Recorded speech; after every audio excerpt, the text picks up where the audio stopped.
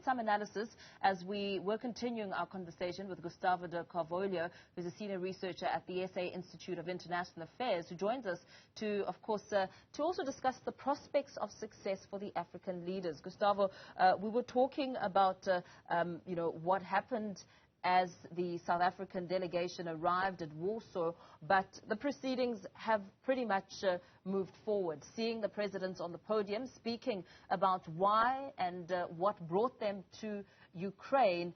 What do you believe their prospects of success may be, especially just listening to what the presidents have been saying a short while ago?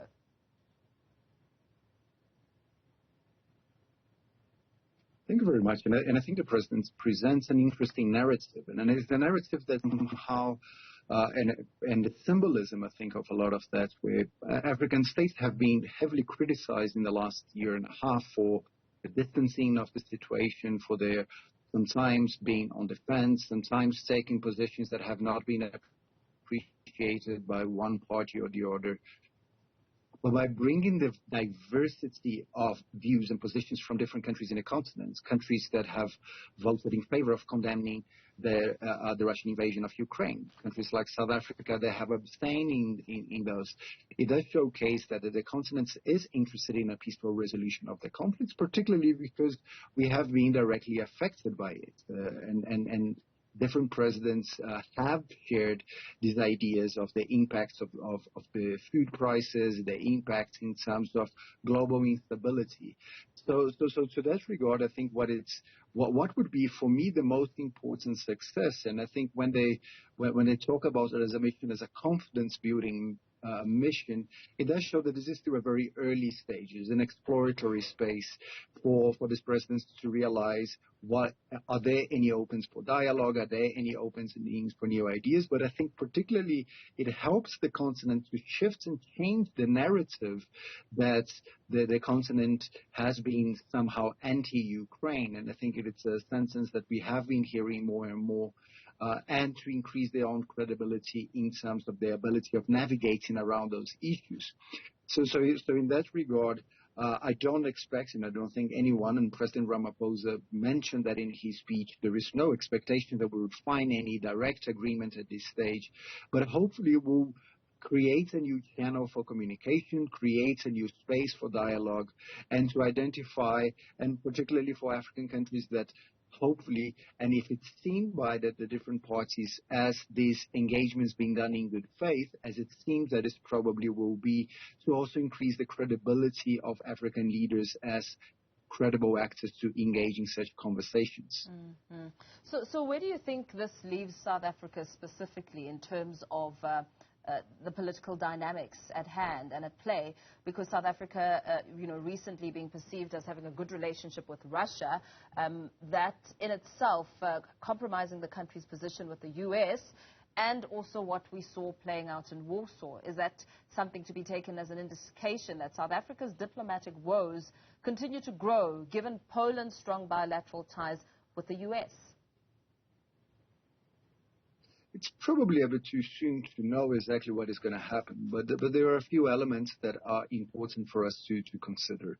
The first one is that it does help clarifying one of the points that many analysts and many observers have been complaining for the last year and a half, the fact that in principle South Africa has stated that it's a non-aligned country, that is not taking any sides into the conflict, but in practice we've seen a much deeper and a much closer interaction with the Russians. That in itself, beyond the symbolism of the visit, I think it does provide new openings for South Africa to become more clear in terms of its own non-aligned position, and especially if it's a country that would be willing to become a mediator or some kind of facilitation of the process. In order to be able to do that successfully, it would have to be accepted by all of the parties as a credible, as an impartial party that does have, that is not looking for the interest of one party or the other. And I think that is probably the hardest exercise for President Ramaphosa while in Ukraine.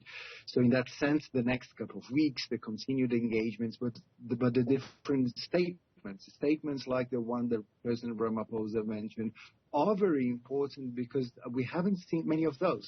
We've seen very vague, very general statements about the war, particularly those in terms of the from the position of Ukraine, and in that sense, I think it's particularly good.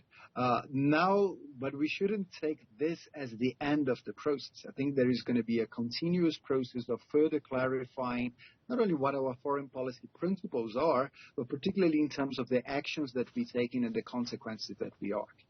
We're certainly going to see similar discussions tomorrow in Russia, and that would give us more food for thought in terms of the way forward. So what do you perhaps foresee to be the kind of tone that will come as the African leaders go into Russia? Certainly the conversation, and I think what I would hope, and I think looking to past mediation processes that occur around the world, I would hope there would be very much a tone of listening, and I hope that was the tone that we saw today in the different bilateral discussions in Ukraine. It is important to listen to what are the grievances of the different parties, what are their demands, and there has been a few rumors already about some ideas that the African leaders would be presenting in terms of what they think could help resolving the conflicts.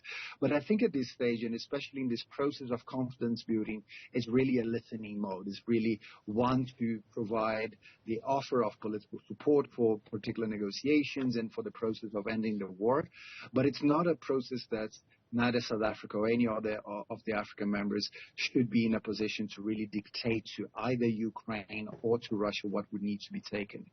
We've seen there is enough evidence in mediation processes that when mediators are seen as biased or mediators are seen as having a particular interest in the results of the conflicts, this is usually when mediation fails. So hopefully they will follow some of those guidelines that many of these presidents themselves have written, considering their experience in Africa, and that I think could lead to a very successful trip, and hopefully will be one. I think there is some reason to be hopeful, and we will see what will come next.